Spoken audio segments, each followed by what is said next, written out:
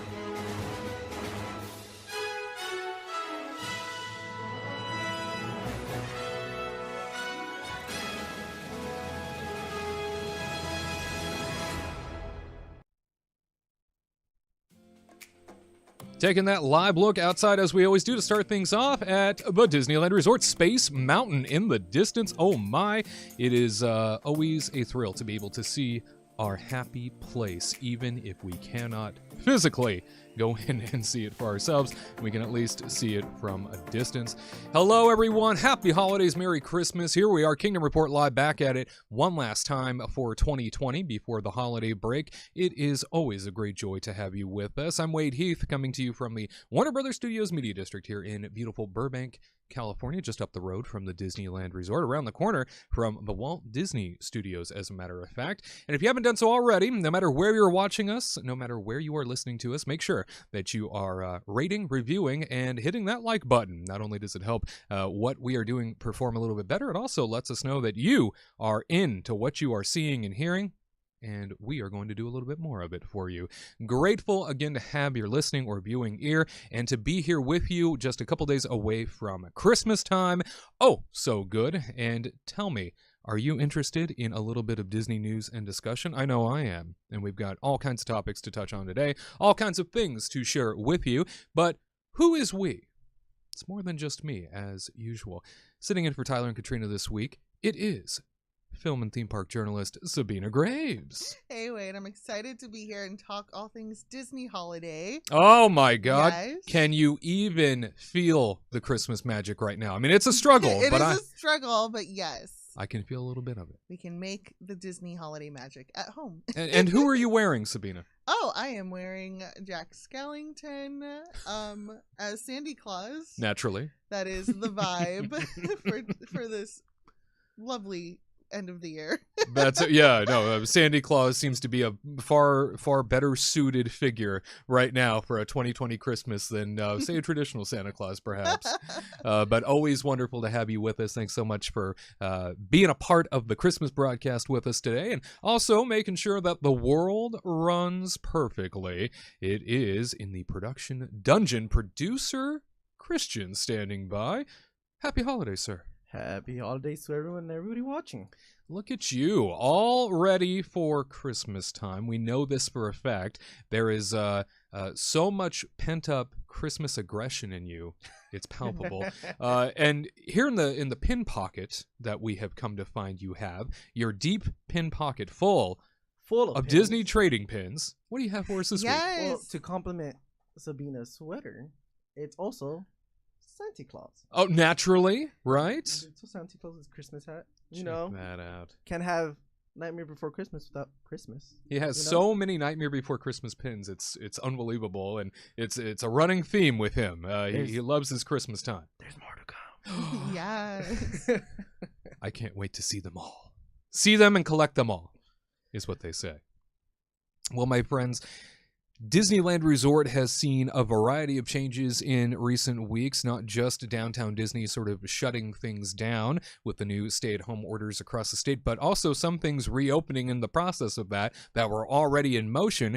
The Gone Hollywood store, Disney California Adventure Park, the Downtown Disney expansion area, as we're calling it right now. The Gone Hollywood store has reopened officially, and so drastically reduced capacity in terms of what they're allowing into the shop itself, but this now allows for a little bit more flexibility in terms of the Hollywood backlot section of California Adventure in the Downtown Disney expansion area, with most of the dining opportunities sort of taken off the table, if you will, with most of the dining options now gone from Downtown Disney, at least temporarily. Again, we are now seeing some retail options pop up to kind of entice people to come on in still. It's very interesting, though, Sabina, a few weeks back when Buena Vista Street officially opened as the Downtown Disney expansion at California Adventure, huge crowds descended on the place. Huge crowds were a part of it. Of course, they limited how many people could be in certain places at certain times, but now it's a virtual ghost town. Oh, definitely. I was there, I think, the weekend of opening, and it was incredibly busy. I think mostly due to people waiting around for their reservations. You know, they're still working out those kinks of kind of like figuring out, like, how do we have these people waiting to get into the restaurant versus getting people more inside of the stores, just who are waiting to just shop. I actually found myself really lucky was that I know we were messaging and I was like, I'm here, I don't know if I'm gonna get in, it's really crazy. And I had some friends who were at Carthay since the morning and trying to get in to get their table, but eventually, you know, they kind of were like, well, let's get more people into, like, you know, I think once the morning shift of people were gone, like, then they allowed more people inside. And yeah, like, some of the stores that my husband and I were trying to shop at, because we'd been doing our Christmas shopping on Buena Vista Street in Downtown Disney, was like off the page. And Gone Hollywood, we were like, you know, like, oh, these are closed, that's strange. And then the second visit was after the dining was closed, and it was exactly as you described it, a complete ghost town. They had just set in the different systems to shop, but you know, you are able to still get the Marceline confectionery and the different treats that are available. So it has, you know, some good upsides to it being a virtual ghost town. There are some pluses to it, certainly. Yes. It is a little difficult to enjoy those treats on site, as you are told to leave Disney property before you can eat it. So that makes it a little bit more difficult. But yeah, certainly so. Downtown Disney, a virtual ghost town now. Nice to know that, you know, at least you got in to experience some of that initial magic that was being offered, but with cases surging and all kinds of chaos going into the holidays now with this year that just doesn't seem to end, it is unfortunate that you know, Downtown Disney is having to struggle on through and have to deal with this new round of restrictions and stuff like that, but it's an unfortunate reality that everybody is going to have to deal with. And speaking of that, for the first time in decades, Downtown Disney will be, along with the Disneyland Resort, closed on Christmas Day. Something that, for someone who has worked at Disneyland for a number of years, for decades, I served every Christmas for the most part, working right alongside my fellow cast member. It's just kind of unheard of that on Christmas Day things will be closed. Downtown Disney reopened back in July, as a reminder, and California Adventure's Buena Vista Street returned for shopping and dining in November as an extension of the outdoor mall. And Disneyland will be forced to close outdoor dining restaurants in Downtown Disney and Buena Vista Street and furlough 350 employees because of those restrictions, due to the Southern California stay-at-home order that was issued here in early December. Disneyland Resort President Ken Patrick announced the closure of Downtown Disney and California Adventure on Christmas Day in a letter to cast members saying, quote, "For 6 decades, Christmas Day has always been a special time at the Disneyland Resort, where our cast members have welcomed generations of guests to make cherished memories. But this year is certainly different, given the continued closure of our theme parks and hotels, and in alignment with typical Christmas operations and other retail locations and shopping centers, we have made the decision to close the Downtown Disney District, including Buena Vista Street, on Christmas Day," close quote. Wow. again, decades of operation on Christmas Day. In particular, Christmas Day is one of those like busiest days of the year and not just Disneyland, Disney parks in general. And that stretch between Christmas Day and New Year's Day, like the busiest stretch of time period in the whole Disney calendar year. Here we are now seeing Christmas Day being completely taken off as an option entirely. You can't even go visit downtown Disney in its restricted mode because they're going to be closing it up. That is, like in our entire lives, not heard of. Right. And, it's all about doing the right thing. And honestly, hey, it's a day off for cast members. Otherwise, honestly, my heart still breaks for all of the cast members who are going through this entire situation, and just everyone who's being deeply affected. And I have like nothing but, wishes for their safety and for some financial protection from the powers that be. And it's just so weird. I mean, I myself didn't really go during the holidays. I'd always do my Disney holidaying like 2 weeks before. Yeah, smart. Yeah. But it's very strange. And going back to our last visit, we left Buena Vista Street in the evening, and walking by the Esplanade was really weird to not see the holiday glow of lights. And I was like, well, I'm good. But I think in order for us to do the right thing, especially in California, that's just part of the deal. Again, an unfortunate reality that everybody has to face, and certainly something that, as the Disneyland Resort grapples with this on-again, off-again mess and deals with all of the restrictions, certainly having to make that decision to send people home for Christmas Day. I'll tell you that I'm kind of like you. I would always go and experience my Disneyland at Christmas a couple weeks in advance, just because I knew how chaotic it got, and you don't even want to be there during that time. It's so overwhelming. It's so packed, and a lot of times they would close like the front gates and tell you, unfortunately, Disneyland's at capacity, and you're going to need to head on over to like California Adventure until we can find some room for you. And it would happen intermittently throughout that Christmas to New Year's week. But man, would it be insanely busy to the point that I just stopped going during that week, because it's hard to have fun in that atmosphere, because those wait times are hours. And then like even to get into the restrooms, the poor ladies would have to wait forever to get in. Yeah, that was... just it would be a lot. It's just so strange to see how this has unfolded, because I think even in October I was cautiously optimistic that we would be able to do something similar to what Knott's was doing. And maybe I was like, like an awesome Christmas wish would be for like the Festival of the Holidays to come out in some sort of capacity, to have something to compete with the Mary Farm.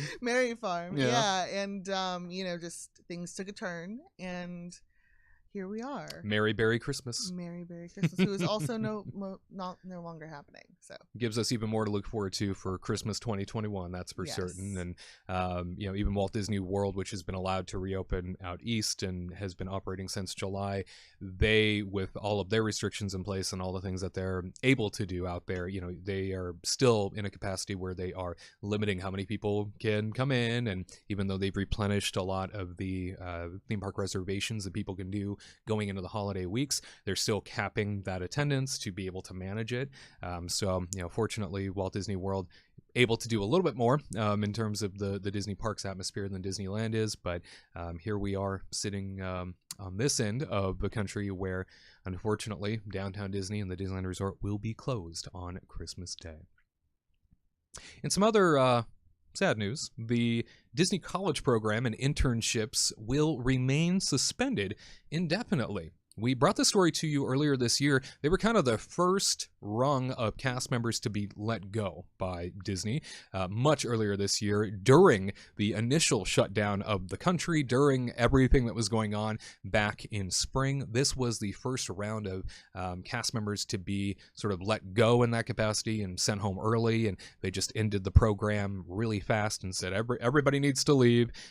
Unfortunately, it looks like there is going to be an indefinite increase on this. As we draw to the end of the year, Disney has offered an update of sorts on Disney programs, which includes the Disney College Program and professional internships, with the following statement saying, quote, "For nearly 40 years, Disney internships and programs have been an important part of our heritage, having brought participants from around the world to Walt Disney World Resort and Disneyland Resort, where they have shared their new ideas, talents, and perspectives with our cast members, guests, and local communities. We are honored that so many have been a part of this legacy, resulting in thousands of alumni who have had the opportunity to make magic while creating their own memories and experiences that have shaped the foundation of their future careers, whether at Disney or beyond. We value these important opportunities and the benefits they provide to our participants, our company, and schools and industries around the world. Our Disney internships are also an integral part of the future, of our future, helping to strengthen our diversity and innovation here at Disney. Those are just some of the reasons why it was so difficult to suspend our programs earlier this year. We have not recruited participants for the upcoming semesters, and we are still uncertain about when we will be able to resume our Disney internships and programs. For today's students who are eager to become a part of the magic, we encourage you to connect with DisneyCareers.com and our social media channels for future updates. In the meantime, we are confident that our many alumni, both here at Disney and beyond, will continue to keep the spirit of Disney programs alive as we look forward to the future. No doubt the Disney College Program cast members made up the majority of the workforce out at Walt Disney World. Disney World is such a gigantic operation that they really were relying on the Disney College Program cast members to sustain all the operations, and they were bringing in every semester, every quarter, they were bringing in thousands of new cast members by way of the college program from various parts of the country and from around the world as like international cultural ambassadors, that sort of thing. So unfortunately, it looks like this program is being suspended indefinitely for the sake of giving the jobs back to the people that were already full-time and part-time with the organization and not college program related. But I know this stings for a lot of people that were looking to make this an internship.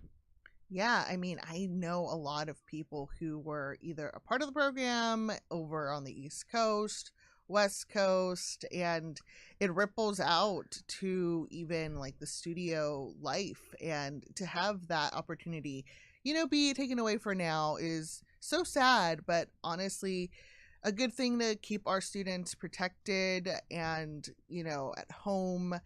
But, you know, it's like, please hire them as soon as, like, everything starts to resume a sense of normalcy. Yeah, I can't, you know, like, there's so many people that we know who are affected by this, and it's, this year needs to end. To a far smaller degree, the Disney College Program cast members supported the Disneyland Resort, you know, and the housing and stuff like that was in downtown Anaheim. And I know that, you know, that program also got clipped at the same time. And so everybody's experiencing these sort of drawbacks, and everybody's going through it from coast to coast. And so they're having to deal with that reality right now of, you know, where down the line do we bring back interns in college program? And I'm sure it will happen eventually, but at this point, looking into the future, and, you know, if I'm to put on my Disney park leader operator hat and, you know, think about what it's going to be like moving forward, I can't imagine, this is just my educated guess, I can't imagine that we're going to see a college program even next year at all. So they have so many people still on furlough that are full-time and part-time workers at Disneyland and at Disney World that don't even have an opportunity to come back to their job yet. So until that happens, until those people are called back and can work again, we're not going to see college program come rolling in, I don't think. So tough to see, especially since this has become such a part of Disney Parks culture, and having these college program kids running in and, you know, learning at the side of the hospitality mecca that is Disney. And I always really enjoyed college program participants. A lot of times you would see on their name tags, it would have, you know, what school they came from rather than what city and state. And so that's kind of how you identified who was college program and who wasn't. And I always loved getting to know college program. They were always very excited to be, I mean, like over the top excited to be there. So you got to know them pretty well because you would see that excitement just exuding out of them, and getting to know college program was always a real treat. So sad to see that that's going to be suspended indefinitely, and we do hope for college program to find a way back in some capacity very soon. Speaking of Disneyland and Southern California communities, the Disneyland Resort is pivoting a little bit and taking a different approach when it comes to the way it's handling the COVID-19 mess and the pandemic. As we know from past months, the resort itself and leadership from the Disney company has been at odds with the state of California, and the governor in particular going sort of back and forth and doing a lot of headbutting when it comes to the reopening of the resort, and sort of aligning themselves in a much more aggressive capacity than we're ever used to seeing Disney be. But now they've sort of pivoted. We don't hear so much from Disneyland specifically anymore in terms of fighting back. And so they are now issuing sort of a new narrative, a new way of doing things. And that is they've debuted a COVID-19 safety campaign to local communities as California cases of the pandemic surge. They are going to great lengths to make sure that the campaign called Together We Can Be Incredible features characters from Disney and Pixar's The Incredibles, sharing tips and reminders of important health and safety measures delivered through digital billboards, radio, TV, social media, content, and more, rolling out over several weeks. The PSA reiterates current health and safety measures based on guidance from health authorities such as the Centers for Disease Control and Prevention, CDC, and appropriate government agencies, including the OC Healthcare Agency. So you're starting to see these messages all over the place in Orange County and in Southern California. And the messages are shared by characters from The Incredibles, as I had mentioned, including Edna Mode, Dash, Mrs. Incredible, that sort of thing. The doctor of Disney Parks, the chief medical officer, she had something to say about this campaign, saying, quote, "The campaign emphasizes important health and safety measures, including physical distancing, face coverings, hand washing, and more, and leverages each character's personality to bring the messages directly to our local communities in a dynamic way." So this is something that I already saw in Anaheim. I saw at Angel Stadium. Saw the Dash running around and making the COVID-19 remarks of how you can be safer and incredible together. I think that this is an interesting pivot. Not just that Disney is investing money in doing this in the communities, but that they've kind of taken a backseat when it comes to being as aggressive as they were being, and now they're being a little bit more soft and just kind of educating people. Yeah, I'm actually surprised it took this long for them to do that sort of thing, because even before COVID, they would participate in various health campaigns throughout the city. There'd always be like bus stop signs for like resources and, you know, advocating for different causes amongst families. And honestly, I was excited to see it in a way, because, you know, it kind of reminded me of that, and I kind of hope that brand recognition for many does catch eyes of people just around and kids.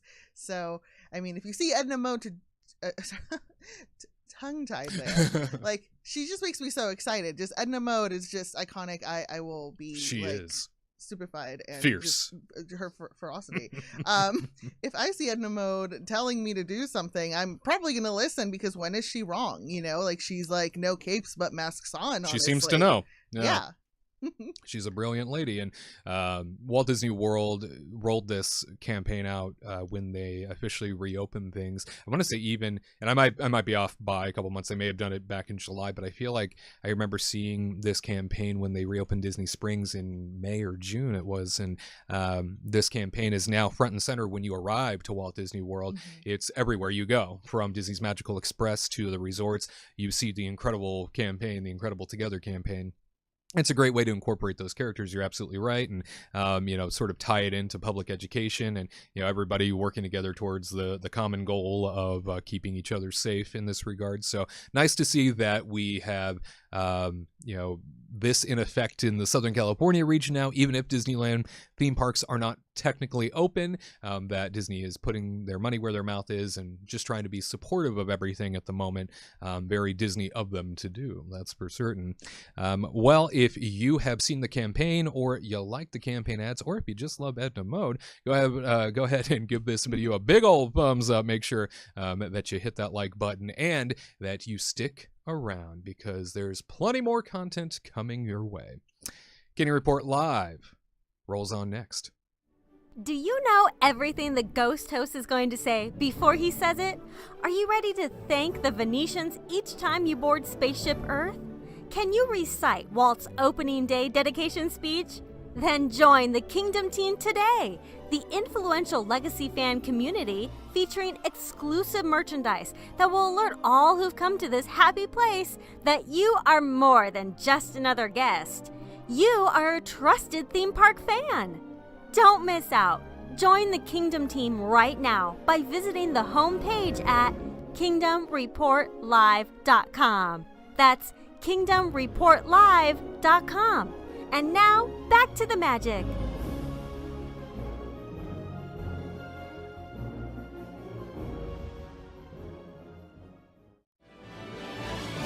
Gared on the go time. Our Walt Disney World reporter Gared Hassel standing by for us out east in Walt Disney World. Where are you today, friend? Well, hello everyone. Happy holidays. I'm in front of the one and only the Crystal Palace. It just recently reopened. It is now reservation only, and it's quite packed in there. I snuck by the windows earlier, and there are a lot of people in there. It seemed like they're having a good time. Unfortunately, there is no dining with Winnie the Pooh and his friends, but still. Oh, boo. I know, but still having Crystal Palace around is like, it's a staple of the Magic Kingdom. I know so many people that would get a reservation there just so that they could be in the park right when it opened. They'd be like, okay, we're going to eat, boom, then we're going to dash in. So it's good to see that another iconic location is open here at the Magic Kingdom. All we need now is the people mover, and we'll be pretty much set for 2021. I'm ready for all of it, my friend. And, one thing that I was hearing was that not just Crystal Palace came back online as a dining option, but we also apparently are seeing some action Tomorrowland side. Isn't that right? Yes, indeed. Yes, indeed. So over in Tomorrowland, over in the terrace, they were serving some of Columbia Harbor House's meals up until a certain time during the day. And then over back there as well, they have a number of different spectacles, whether you're seeing Buzz out there or you're just taking a glimpse Santa at Stitch. the people mover. Sorry, say that again? Santa Stitch? Oh, yeah, Santa Stitch. He's always causing mayhem. I haven't had a chance to see him yet, but Santa Stitch, he's just running around causing mayhem and stuff. And he's going to actually be causing some ruckus, I believe, on the Shop Disney app. That's what Disney's been putting out. So yeah, Santa Stitch is out there. I'd much rather have Santa Buzz over Santa Stitch delivering my presents because those boxes might be a little ripped up. Completely understand. Hey, so all things EPCOT, it's been a very busy place as of late, especially with the Festival of Holidays. And then just before that, there was a Food and Wine Festival, all things modified, right, given what we've been going through. We're not quite yet to Festival of the Arts, which is one of my absolute favorites of the year, but they've announced the next one. Yes, they have. So beginning March 3rd of 2021, Taste of EPCOT, the Flower and Garden Festival is coming back to EPCOT, and that's my second favorite festival. My favorite one is Festival of the Arts, but Flower and Garden is so wonderful. It's going to be running until July the 5th, and I'm pumped for it because you're going to see the character topiaries like Pluto there with the butterflies, or everyone's favorite imaginary creature. You're going to see Figment's topiary, and just countless food options as well. They're going to have garden cuisines.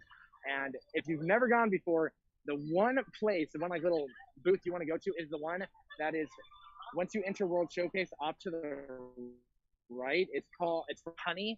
And they have a phenomenal chicken flatbread that they put honey on there. Oh. You never thought like honey and chicken would like really go well together. It is bomb. It is fire. And whenever I go there, I usually get that twice in one day, and you get a fairly good size. It's about maybe from my fingertips to a little bit past my wrist. You get a good amount of food there. But on top of that, you've got the character topiaries, as I said before, for all your fantastic photo opportunities that you want to take. Of course, make sure you're wearing a mask because you can still see smiles, just you can't see the mouth of it and everything like that. But last but not least, the final part of the Taste of Epcot, Flower and Garden, is that Spike, that little bee that people have seen before. He's appeared in countless Disney cartoons. He is going to be doing what's called Spike's Pollination Explorations. Play on words, because pollination is what bees do, if you didn't know that. Bees are awesome things because they make sure things grow. That's my they sure do. For the day. No, that's a wonderful point. Sabina, have you ever been to the Flower and Garden Festival? Not yet. I am like Thanos. I'm slowly collecting my different festivals that I've done. I definitely want to go check out the arts one as well. But I mean, hopefully with things improving in the spring, that could be a possibility for a visit. And yeah, no, like I vicariously watch a lot of video content about the festivals, so I'm all about the different food booths. The honey one specifically, I always like have that like on my list of ones I really want to check out. Yes, it sounds tasty. And Gared, honey, tell us a little bit more about what's coming to Walt Disney World. It sounds like the night is about to be illuminated once again. That is true, Honey Bear. Beginning December 20th. Prepare to be illuminated on Seven Seas Lagoon just outside of Magic Kingdom, because the electric water pageant is returning once again.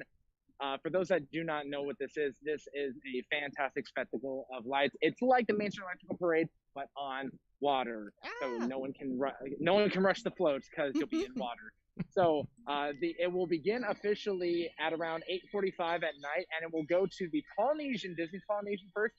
So if you are either staying there or visiting there, you can see this on the beach. You can check that out. Then it will head to the Grand Floridian. Then it will cross in front of the Magic Kingdom. That's typically where a lot of people see it from. Is that thing in the water? Yeah, it's the electric pageant, let me tell you. And then it heads on down to Fort Wilderness Campground, and then finally onto Disney's Contemporary. If you've never seen it, you gotta give it a go. It's nothing.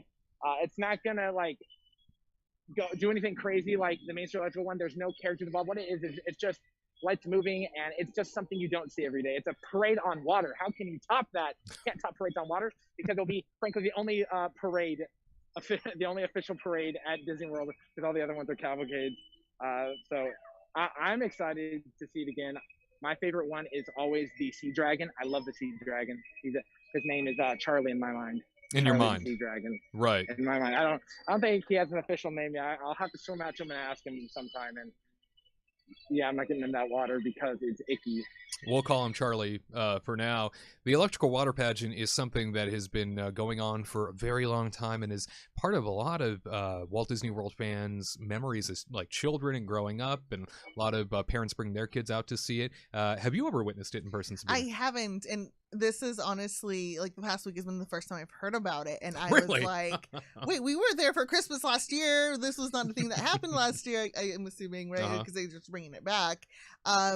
I'm excited. I love the electrical parade. Anything that's like glowy and like sparkly, I am so there for.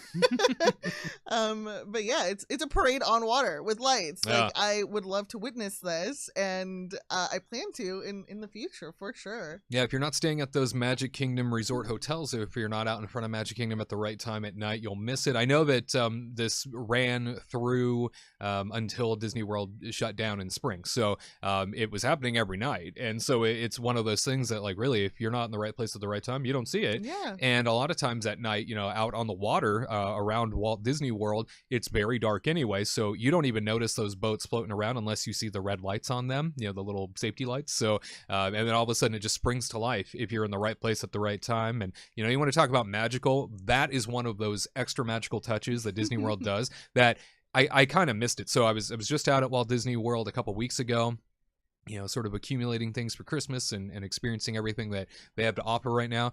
And I really did. Every time I was at a Magic Kingdom resort or in front of Magic Kingdom at night, all I kept thinking about was this water pageant, how much I miss it. And, I wonder when they're going to bring it back. And now it's returning, and it's wonderful to see. And, Gared, one day in the future, I would love to see an electrical water pageant float with your face on it. Speaking of magic. You want my face on the float? You want my face on the float? That sounds like a work of art to me. I'd pay good money for that. Some sort of expression. And for those wondering, Yeah, like it's got like I'm showing it right now. That one, I like that. Like, you can't really see my yeah. Just Yeah, have like like that. honey bear But for those spelled that- out on the bottom. Yeah. Well, no, I want our Argyle sweaters. I want Argyle sweaters there we go. under there, and give me like some like a scar or something make me rugged. But these barges are absolutely massive. You can see them from hundreds of feet away, and they'll be clear as day, clear as night, whatever the expression is. If it's nighttime, then it's Santa flying, but the barges are magical, and they also have their own soundtracks associated with it. So Even it better. really does. Yeah, it's reminiscent of the Main Street Electrical Parade, where it had that electromagnetic synthetic sound, where it's like like it does stuff like that. It's not gonna be anything like you hear in the park. It's definitely nostalgia, bringing it back to the 70s and 80s, and I'm pumped for it. I'll bust out the popcorn. I'll go check it out. I'll sit on the beach. Hopefully the weather will be nice at night, but yeah, Electric Water Path is coming back.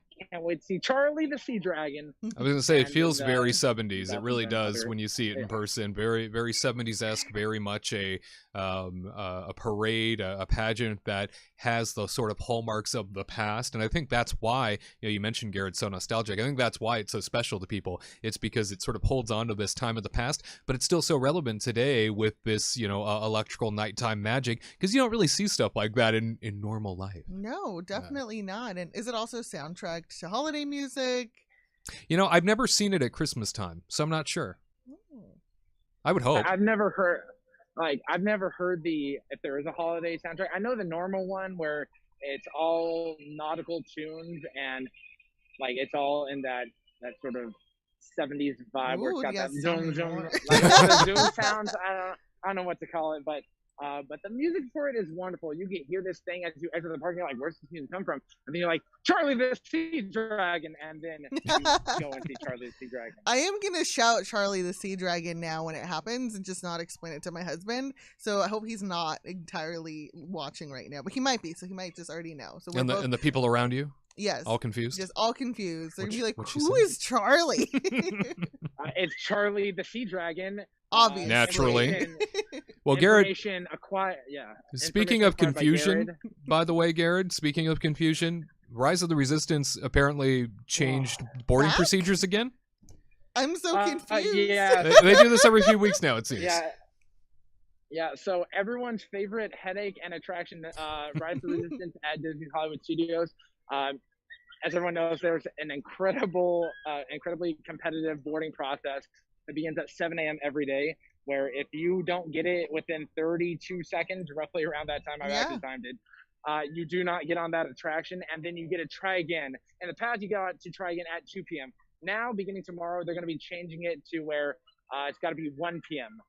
So at 7 a.m., if you have a park pass to Disney Hollywood Studios, you can log in, boom, get that boarding group, and then you're locked in. But say you didn't because they ran out, because that happened within 32 seconds, you'll now have another chance at 1 p.m. to snag a spot. So best of luck. Hope that you have high-speed internet or high-speed data from your cell phones. Honestly, it comes down to what your upload and download speed is, because that changes everything. When I did that at my house, my internet's faster than what I get from Verizon's line. So yeah, good luck with that. And as we've announced in the past, beginning January 1st, there will be park hopping on. Oh, hey, safety message. Face coverings required. It's important. It very is. This is the nice guy voice. There's also the scary British girl. But beginning January 1st, you can park hop again if that park is open in the afternoon, because not every park gets filled every single day. It's usually on the weekends more so. So if you went on a Tuesday and you went to Magic Kingdom in the morning, but hey, for some reason Studios was open, you can go in there, but you cannot get a boarding group. You can only get a boarding group if that was your main park pass for the day. So you have to already have had that and missed your 7 o'clock opportunity to get that 1 o'clock opportunity. I know that sounds confusing because, well, frankly, it is. It never ends. Again, Your initial chance is 7 a.m. on the dot to get your boarding group. If you do not get it, then you must have already had a park pass reservation system for that park, and then you can try again at 1 p.m. on the dot. You do not have to be in the park to do so. You can be outside of the park. You just have to have that reservation system like linked up in My Disney Experience. So hopefully that makes it easier. I mean, I say this as, a Disney fan who is probably, and I think Gared and even Sabina, I think we can all agree. I say this as a Disney fan who is entrenched in all of this all the time, who I think is quite proficient when it comes to all things Disney parks and knowing procedures and stuff like that. This process continues to be changed so often. Baffling. Even I'm confused. Like, there's so much going on at any given time with changes to this process. And I know they're always trying to do it to make it better, right? Like, that's the whole reason that they're making all these changes all the time, to try and make it better for everybody. But honestly, like, I have to go back, and anytime I want to attempt to get a boarding pass now, I need to go and read through all the rules and restrictions, because I feel like it changes so often. I don't know which way is up. No, definitely. My husband and I went for Halloween, and we kind of snuck through. We didn't have expectations on what to do. We kind of just played it by ear. And our big thing for Hollywood Studios was just to get on Mickey and Minnie's Runaway Railway. And we got to the park in the morning. We were like, we're here. Let's just get our caffeine drinks in the morning at opening. And this was before one of the changes. So we still had to be inside of Hollywood Studios to get a boarding pass for Rise of the Resistance, and we're with our Joffrey drinks, and we had the app open, and we just tried it. Just why not? Let's see what happens and see if we manage some sort of boarding group. And it worked immediately. And we literally got like boarding group 7, and we had to throw our drinks away because you couldn't like be walking and drinking at the same time. But yeah, no, we were fully aware that was just a magical moment that not as many people around us were as fortunate. You have that like immediate like and like at the same time. there's the initial thrill, and then there's the guilt that sets in, because I look around and I see all those people that I know didn't get it, and they look so distraught because this might be the only day they're visiting Hollywood Studios, and you think, oh, I wish I could gift it to a child, or, I wish I could help somebody else out. But yeah, radical changes again. And the changes keep happening, not just with Rise of the Resistance, but also with the phased reopening of Walt Disney World. It sounds like additional hotels are coming back, Gared. Yes, they are. The future is looking a lot brighter when it comes to Disney World Resorts. Beginning on March 22nd, All-Star Movies is going to be reopening. If you don't, it is on the way to Disney's Animal Kingdom. It is quite nice. And then following that, my favorite resort, May 30th, you've got Beach Club reopening. Right now, just the DVC section of it is open, the DVC Villas. But Beach Club is going to be opening May 30th, which is fantastic. And then on June 6th, Wilderness Lodge is coming back online. Currently, Wilderness Lodge as well as Beach Club are just DVC only. So unless you do not have that Disney Vacation Club, you're not going to be able to stay there. And for many, they love these resorts because of their proximity to the park. All-Star Movies is definitely one of the more affordable resorts. And many people stay there because they're like, hey, I can spend only like $150 a night versus $400, and I can still enjoy everything, and I get a cool little theme throwback to old Disney movies. Beach Club, you're close to EPCOT, which is phenomenal, and you're also close to Hollywood Studios, and you've got the boardwalk across the water. And then Wilderness Lodge, like it's tranquil, it's relaxing, and you're smack dab in Seven Seas Lagoon, and you're right next to Magic Kingdom. Can't beat coming that. Back online, and yeah, and I explore them all once again. Because right now, in order to get them, if you're not staying there, you have to have a dining reservation. Even if you were say like, oh, can I check it out? They're like, no, get out of here. Turn around. No, do not pass go. Do not collect $200. Yeah, you're gonna head on I-4. You're gonna head to that place called Universal. And you stay there. Don't come here. They don't actually say that I get when they deny me access to the magic. That's the worst. And, you know, I got to say, really awesome sign to see that a huge, gigantic Disney Value Resort like All-Star Movies is coming back. And just the fact that all three of these are coming back to full capacity, knowing that, you know, as we march towards the new year and springtime, we're going to see these sort of iconic hotels return to former glory.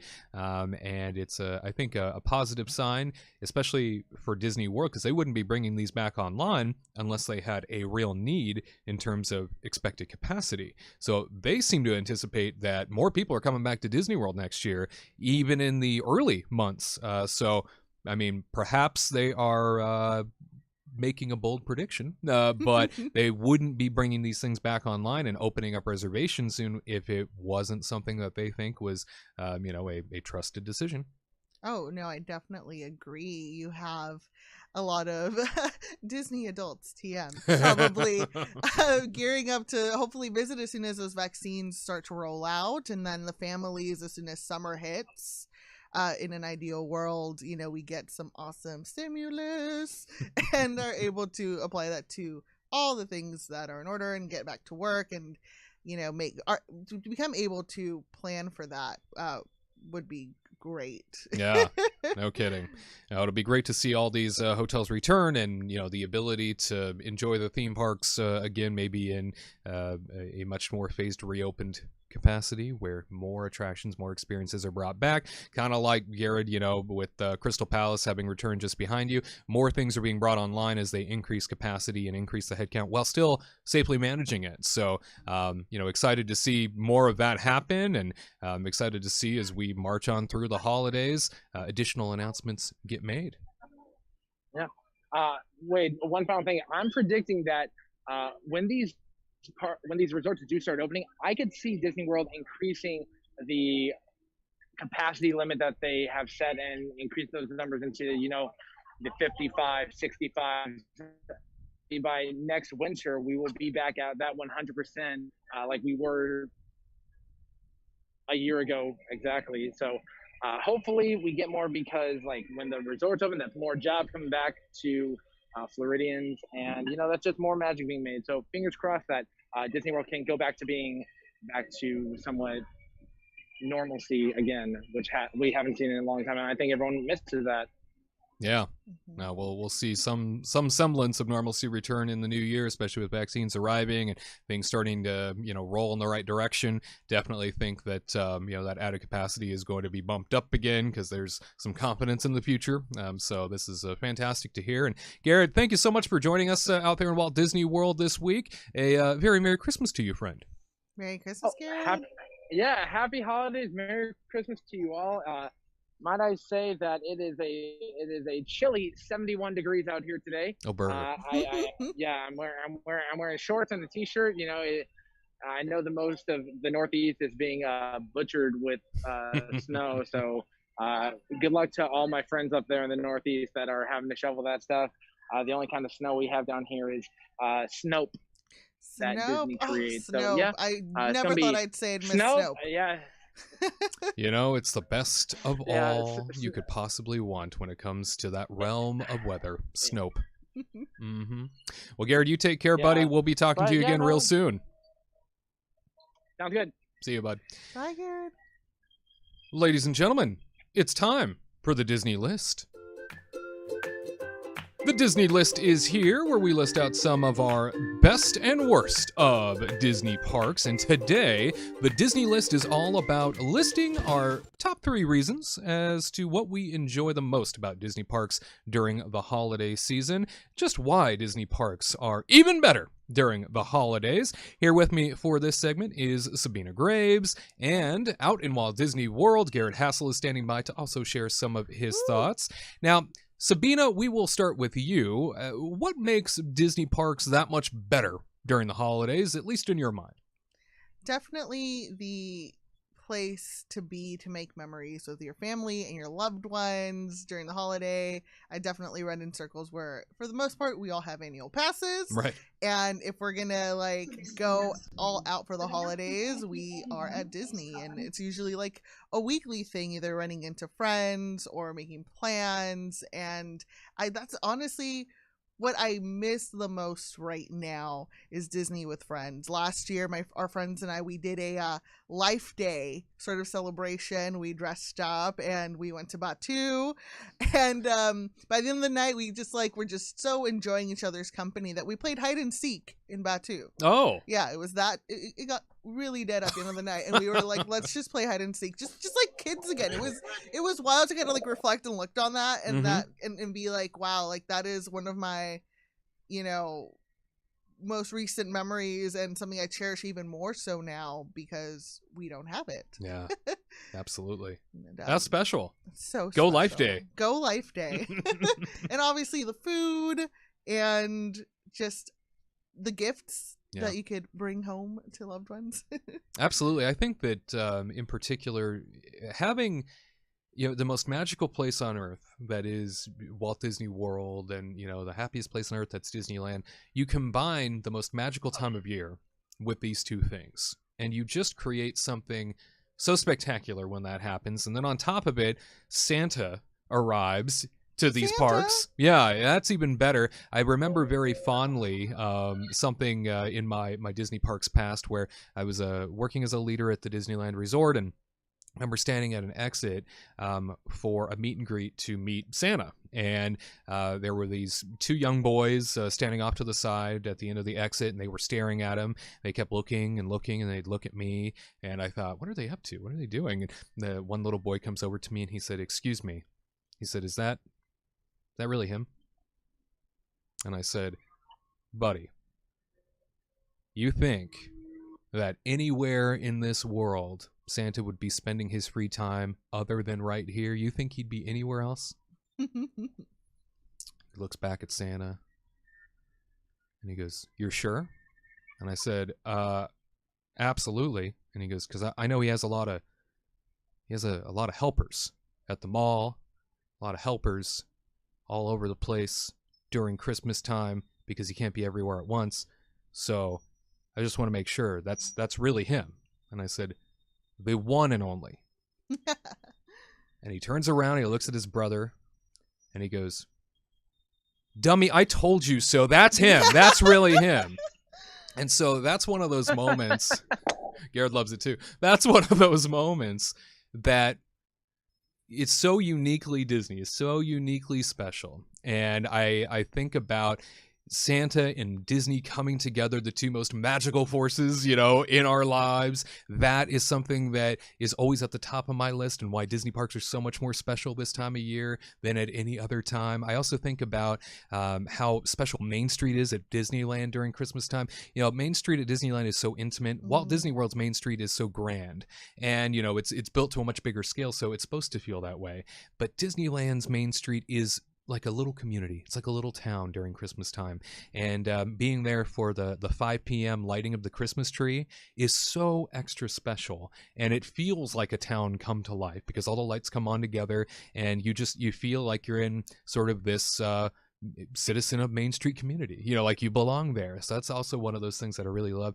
And then you're absolutely right. The food this time of year at Disney parks is even better. So good. And Gared, let's jump out to you. You're standing by in Walt Disney World at the Magic Kingdom right now. What are some of the things on your list?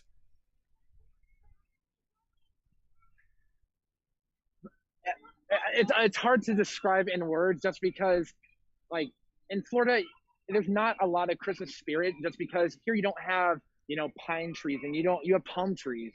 It's a completely different environment than anywhere else in the world. And for me, it's when you're on Disney property, Christmas is in abundance everywhere. You cannot escape it. And it's amazing because, if you're in your hometown, you go down a certain block and, oh, those houses are all decorated. But then another block, there's nothing. Here at Disney, no matter where you go, there is Christmas. There's the holidays going on. Here at Magic Kingdom, you've got the grandeur of Main Street USA. You go to Animal Kingdom, and it feels like you're in Africa or you're Oh in my Asia, gosh, and you're yes. enjoying those Animal like the Kingdom. the projections on the Tree of Life are the best I've probably ever seen anywhere. And like when I was watching those stories, I felt like I was with the polar bears and the foxes and all the little otters. You go to Epcot, you're experiencing the holidays around the world. You can say Melakaliki Maka in Hawaii. You can say Joyeux Noel in France. You can say, I don't know the other languages, but you can say Happy Holidays in all these other amazing places. And there's nothing quite like it. So the number one thing is just when you're here at Disney World, you cannot escape Christmas. You can't escape the holidays. They're all around you. And for someone who doesn't really get to go home and spend time with your family, it becomes my own like little Christmas miracle. So thank you, Disney World, for all you do.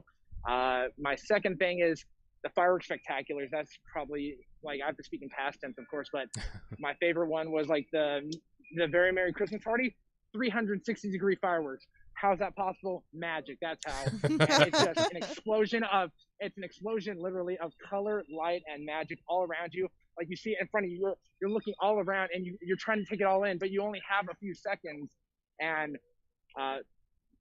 over at Epcot, when they used to have illuminations, their holiday barge that they brought out afterwards, where it was just like about the world coming together during this special time of year, I would tear up, and I was just like, man, they outdid it themselves. And like when they used to have, the Osborne family spectacle of dancing lights, that to me was like, that was the best thing in the world. R.I.P. R.I.P. Indeed. But Yes, I'm so bummed I never got to finally- see that. Yeah. Yeah. And I've got like 3 clips on my phone that I watch on repeat. I'm like, it's not the same. There's not many YouTube videos on it. Like, it's like only a couple of people, so it's like I can't get the fix. But I don't know. The third thing would just have to be just like the spirit in the air when you see the guests, like when they see the castle lit up when it used to have, the Christmas bright lights on there. You see the smiles and the laughter. And honestly, when I come to the parks, I like watching the guests, because if it's their first time, their face lights up. You can see the magic in their eyes. And for me, that is the most rewarding thing of being a former cast member, is that like, I know I got to create that, now I get to see it. So I love seeing the joy in everyone, because 4th of July, people are punching and shoving to watch the fireworks to get on right. Very patriotic. Christmas time, Christmas time, they're just they're gently nudging and having a good time. So there's nothing quite like Christmas and the holidays at Disney. They are one of a kind, and I love them. Like the music right now is just so tranquil and peaceful. And We can hear it. Yeah, Yeah. no, the music, Yeah. honestly, too, being able Yeah. to walk around and take in the ambiance with the music in the background was something that, my friends and like my husband and I would love to do just at the end of the day and in the middle of the week, try to go for dinner. Yeah. It's not that crazy. Absolutely. And, if you are somebody that enjoys Disney parks during the holidays, if you have some traditions or some things that you can point to specifically that really do make you feel like Disneyland or Walt Disney World is even better during Christmas time, we'd love to hear about them. Go ahead and leave them in the comment section down below. If you're listening to us, make sure to rate and review with your comments there. And also, ensure that you've given this video a big old thumbs up for Christmas time, because there's no greater time of year. Am I right? More Kingdom Report live for you. Hey Kingdom team, do you need more magic in your life? We understand, which is why we connect you to more of what makes you happy 3 times a week. Catch our theme park coverage, vlogs, and reviews every Tuesday and Thursday. And experience the Kingdom Report live, streaming every Saturday at 3 p.m. Eastern, 12 p.m. Pacific. That's new content every Tuesday, Thursday, and Saturday, crafted with you in mind. Don't miss out. Be sure to subscribe and activate notifications at The Kingdom Report on YouTube, and catch every update throughout the week at Kingdom Report Live on social media. See you there.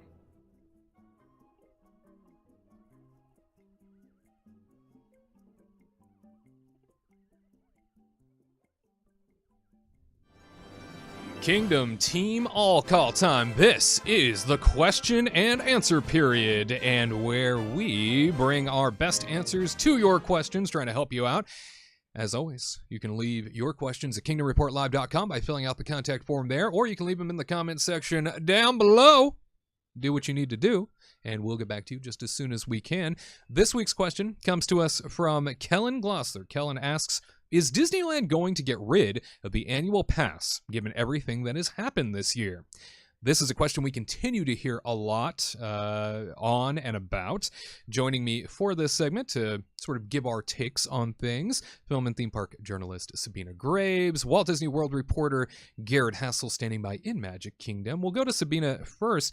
The Disneyland Annual Pass Holder program, as we know, is one of those programs that is huge. There's almost 1 million annual pass holders that are involved in this program, and so at any given time potentially 1 million people could show up at Disneyland if it's open, and come and enjoy themselves a little bit of theme park magic. However, I know that we're in a situation now where theme parks aren't open, and we're seeing the fact that Disney World is managing their annual pass holders to a certain degree with the theme park reservation system. Granted, the annual pass holder program out there and annual pass holders in general by numbers far smaller than what we have in California. So knowing that, I think Disneyland has always been of the mind, because the annual pass holders, they like to show up after work, right? They all come in after 5. In Southern California, there's millions of people. They all show up at once, and they want to enjoy themselves some evening magic. So if Disneyland does reopen, which it will eventually, but when Disneyland does reopen, do you imagine that there's going to be some dramatic drawbacks to the annual pass holder experience? I do. I don't think it'll be as dramatic as it just being gone altogether, because, we still aren't seeing what the next year is going to look like as far as families coming down for vacations from out of state. And I think that the park might want to lean on the annual pass holders to keep everything going to an extent. Obviously, I think there's a definite possibility that we will be adopting the same sort of reservation system as Walt Disney World. It'll probably be opened up to paid guests and vacationers at first to go in, and then we'll see a different sort of system for pass holders to kind of see if they're able to make a reservation for the park on that day. But I don't think it's as dramatic as we're worried about. I know before there's always been a talk about, are there too many pass holders? Is this getting out of control? Right.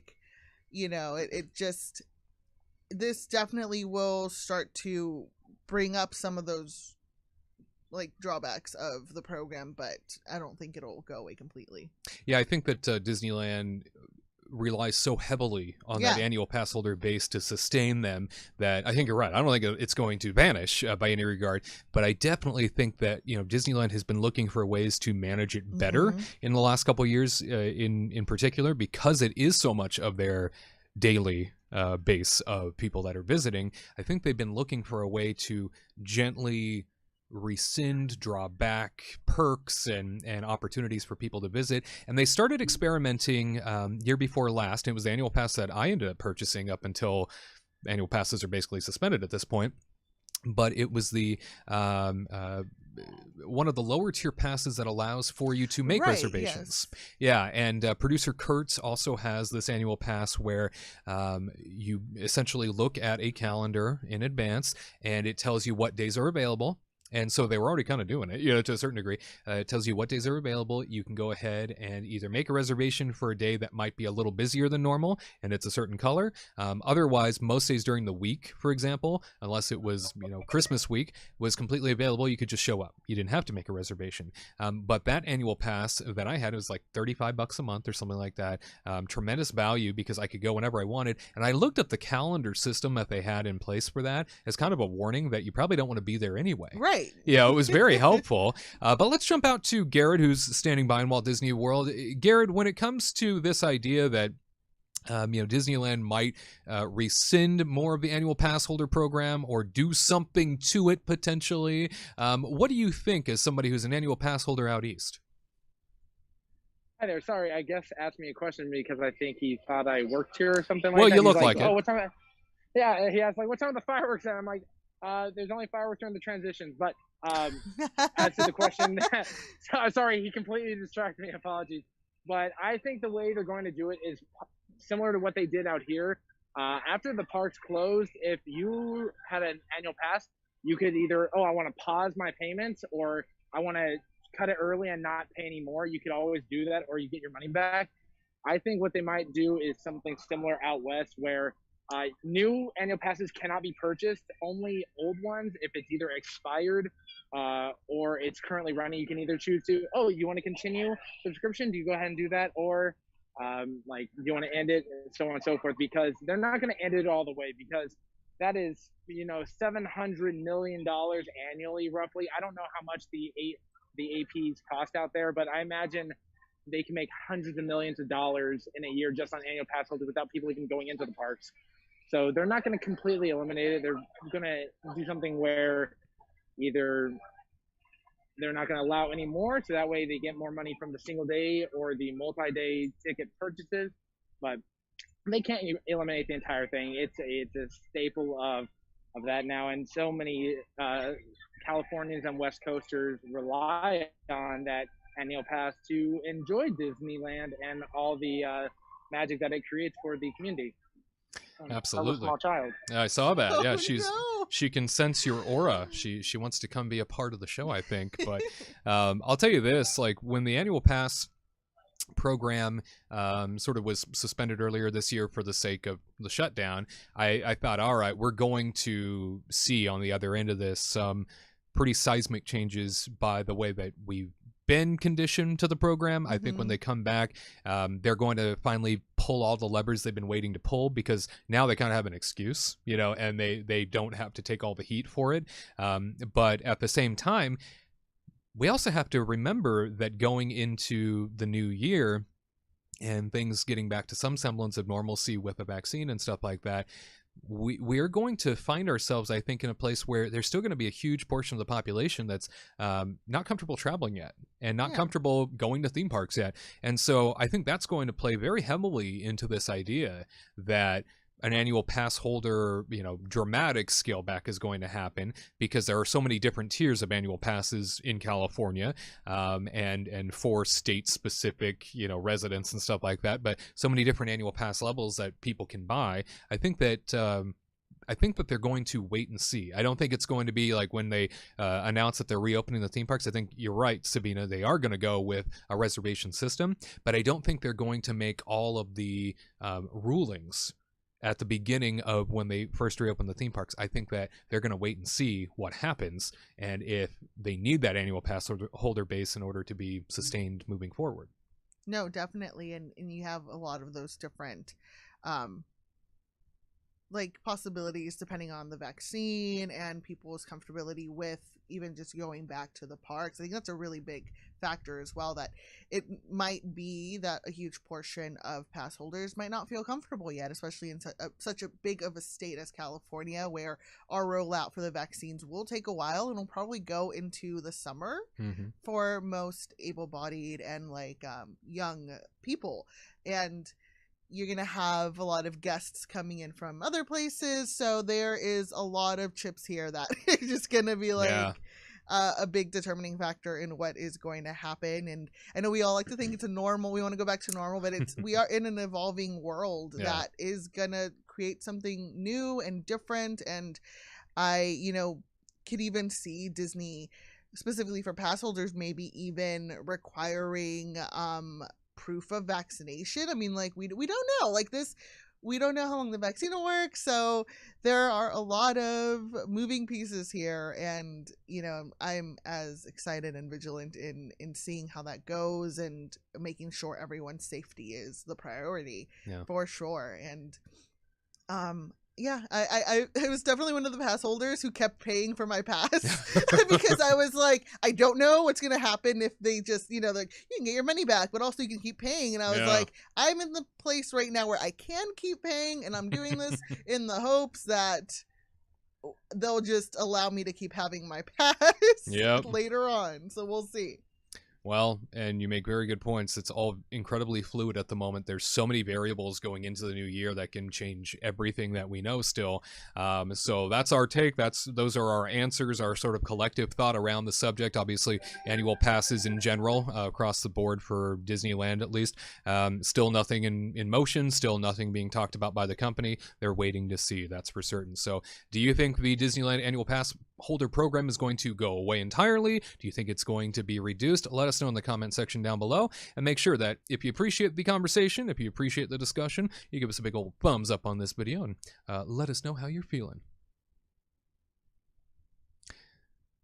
Our next question comes to us from Donald's Hat. And Donald's Hat asks, what are your go-to Disney Christmas movies to help you celebrate the season?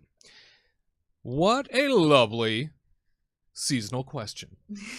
With me, Sabina Graves, and out in Walt Disney World is Gared Hassel. Why don't we jump out to the Magic Kingdom where Gared Hassel's standing by. Gared, what are some of your favorite Disney Christmas movies to get you in the mood? Like the number one, you got to go with Mickey's Once Upon a Christmas. You get multiple stories in one, and each one tells of different, has different morals at the end of it, and just it makes you feel different emotions than the other ones, because you've got the one about Donald's nephews wishing Christmas never ended, and they realize like Christmas isn't about the presents, it's about spending time with those you love. And then you've got one where Mickey sells his harmonica. And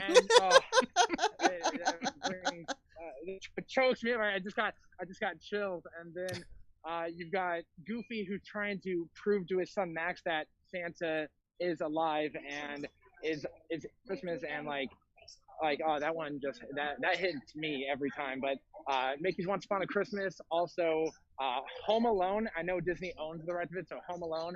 And then the Santa Claus. The Santa Claus is one of my all-time favorites, just because it's Tim Allen and he's hysterical, and it shows a different side of Santa. Like, it shows Santa, you know what? How does one become Santa? It doesn't happen overnight. No, it happens in 365 days, and you grow a beard overnight. That's how it goes down. So I love the Santa Claus, but yeah, those would be my three go-tos. There's too many Disney films to list, but yeah, Disney knows how to make good Christmas and holiday films, that's for sure.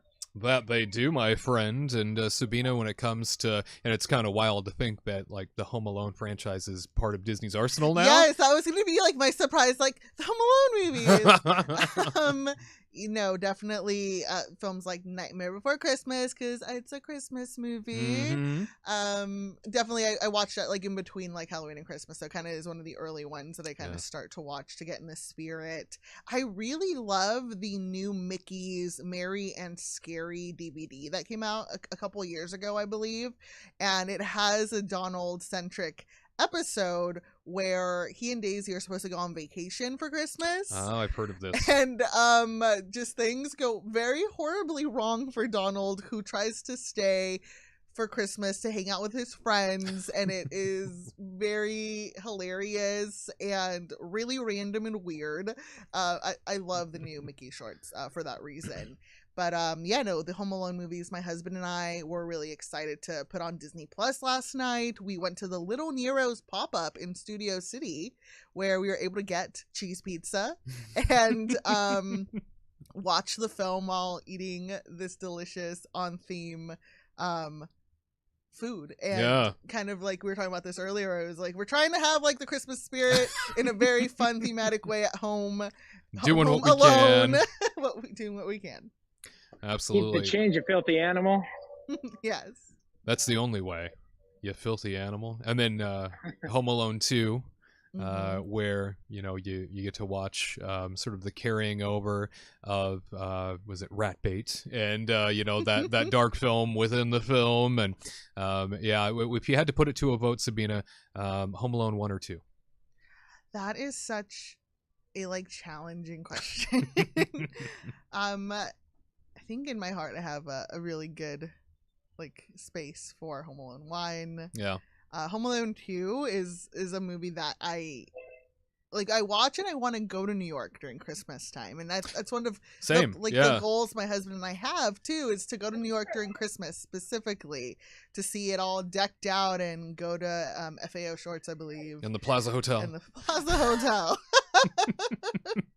I grew up enchanted by the Plaza Hotel because of that film, and I just thought I can't wait to one day go there and walk through it and see it, and because it just looked like the most immaculate place to me as a child. And they even had like a promotion, I think, last year where they had a themed room or experience to Home Alone 2. Is that so? Yeah. Oh my God. Well, way to play to your audience. That's brilliant. And that number that they run at the beginning of Home Alone 2 about, the guests of Celebrity Ding Dang Dong stay at the world-renowned Plaza Hotel. And it's that commercial, and, he records it, and he records the number, and that's the number he calls to make the reservation. That was the real working number to the Plaza Hotel. I know because I called it multiple times as a child and thought, I'm going to attempt to also make a reservation. I don't know how far away New York is as a kid, but I know it's far away, and I'm going to get there somehow. Hey, Gared, tell me, when it comes to the Santa Claus franchise, which film is your favorite, 1, 2, or 3? It's got to be 1. It's the original. Number 2 is great because you'll learn about how there is another Claus. You're like, another Claus? Yeah, the Mrs. Claus. That game changer. That was pretty good too, because you learn about how does Santa get a wife. Because before, Santa was divorced. Yeah. And you're like, how's Santa divorced? Yeah, you gotta watch the film because Santa becomes Santa because of a number of clauses. But number 3, like, you got Jack Frost in there, and you can't be like, it's good, but number 1 is just the one that takes it all home because you learn about the power of tinsel and how it can break you out of jail. You learn about hot cocoa and how it took 1,500 years to get the perfect recipe.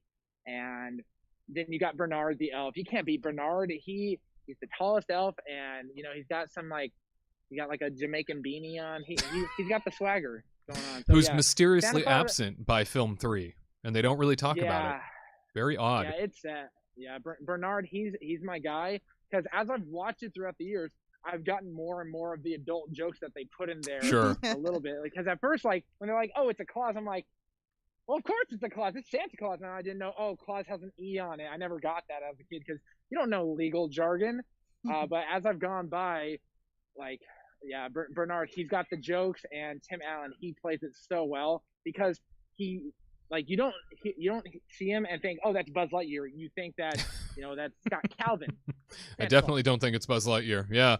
No, I'll tell you this, when, it's been so many years now, and, Tim Allen is only getting older at this point. So I think it might be time for a carry on of the franchise. I think it's time for Charlie to step up and maybe assume the role of Santa. I don't know how they would do that because we obviously know that Scott Calvin became Santa by putting on the suit after Santa fell off the roof. So I don't know what's going to happen to Tim Allen as Santa for Charlie to become Santa Claus, but they could just reboot it, and just have a whole new family. That's true. Have that happen to them and accidentally kill Santa. I mean, and as we know in film 3, Jack Frost, played by the remarkable Martin Short. Jack Frost is sort of the arch nemesis of Santa. Kind of weird to think that poor Santa and Jack Frost were headbutting for so long. And by the end of that film, I don't necessarily know what the end of the film meant for the future of Jack Frost. So you have to see it. I'm not going to spoil it, but I don't know what happens to Jack now.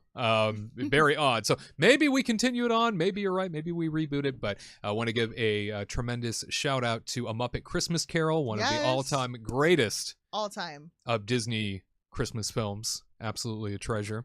But what is your favorite Disney Christmas film to help get you in the mood? Go ahead and leave it in the comment section down below. Give this video a big like wherever you see it to ensure that we know you are in the Christmas mood. Well, ladies and gentlemen, that about brings the show to an end. It's incredible that here we are at the end of another broadcast. Here we are at the end of our broadcast year. Next time we will be seeing you will be in January officially, as next week for Christmas. We will not be around. We will be celebrating with our friends and family, and some of us locked away at home trying to stay safe. So when it comes down to it, Christmas is a very unique time of year to begin with. Now placed under these unusual circumstances, we hope that you find some comfort and warmth this holiday season, that you find a way in which to enjoy the season as it is meant to be enjoyed. Sabina, anything in which to close out on? Anything that we should know about you? Anything you're working on? Currently just writing about movies and screenwriting. It's the end of the year. Everything is closing down in this town.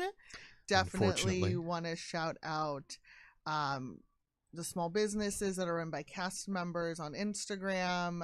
I've bookmarked a lot of them, and definitely shop small if you're getting in those like gifts last minute or very, very last minute. Yeah. In some cases. It's going to be a rough winter, and I just want to give everyone, just spread the Christmas cheer and wish everyone a happy and safe holiday. You could find me on Twitter at Sabina Has No R and on Instagram at That Lady Graves.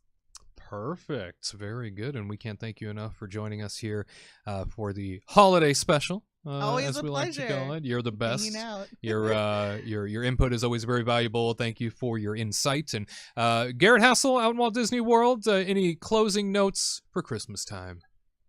Of course, I just want to say happy holidays and Merry Christmas to everyone. Be safe. Stay warm if you can. If you're here in Florida, that's not really an issue. But mainly, stay safe, and let's hope that 2021 brings many, many wonderful things. Perhaps Santa will work some magic, and the present he gives will actually come in the new year rather than on Christmas Day. But Santa, he works in mysterious ways. He's a powerful man. He's been doing this job thousands of years, and he can do the globe in one night. So if anyone can, make the world better, it's going to be the big man in the red suit. So, yeah, happy holidays. I'm going to be working, but I will be wearing a holiday suit. So I'll be, I'll be looking quite dapper on the holiday. So my goal is to cheer up people at my resort, have a good time, and, eat some good food. Probably bake some cookies. Got to bake some cookies for Santa, leave out some milk.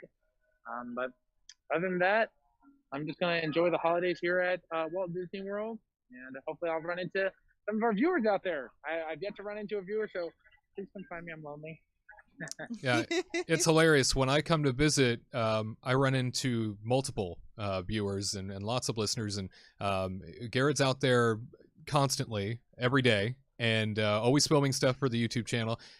No one says hello to him. Nobody acknowledges him. Nobody interacts with him. I go out there for a trip, and everywhere I go, I'm tapped on the shoulder or people want to talk, and I'm like, I am the most average chubby white guy in existence. I don't stand out, especially with a mask on. I look like everybody else. Whereas Gared is like 7 foot tall. He's got a head of hair that nobody in this world has, and I often think, like, how does nobody acknowledge this guy? How does nobody realize that that's him? He stands out. And yet nothing. Maybe one day. One day. From here, we're it's Gared. Yes. Yeah, I need to have on either like a shirt with lights that blink and stuff, or I need like fireworks on me. I don't know, because I think we got a comment one time. We're like, oh, we saw Gared, but he looked intimidating, so we didn't want to go meet him. I'm like, I'm one of the friendliest guys ever. All this muscle is for show. I am not scared or intimidating. I am a teddy bear full of love. So come hang out with me. I will go on rides with you. I'll hang out with your family. Gosh. I'll spit out fun facts for days. You're sounding desperate. Unless Stop. you get sick of me in 5 minutes. That sometimes happens.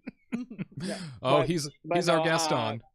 I love making new friends. I love making new friends. So if you want to hang out with me, awesome. If not, well, you can hang out with Wade when he makes his trip out here a couple times Every time. a year. Yeah, every time.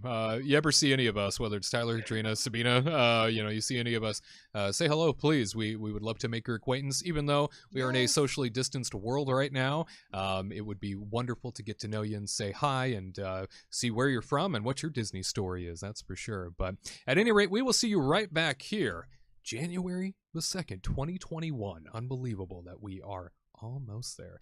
But we will see you right back here, 3 p.m. Eastern, 12 p.m. Pacific, for another Kingdom Report Live. And remember, the legacy of Walt Disney lives on because of people like you and me. Merry Christmas, happy holidays. See you in 2021.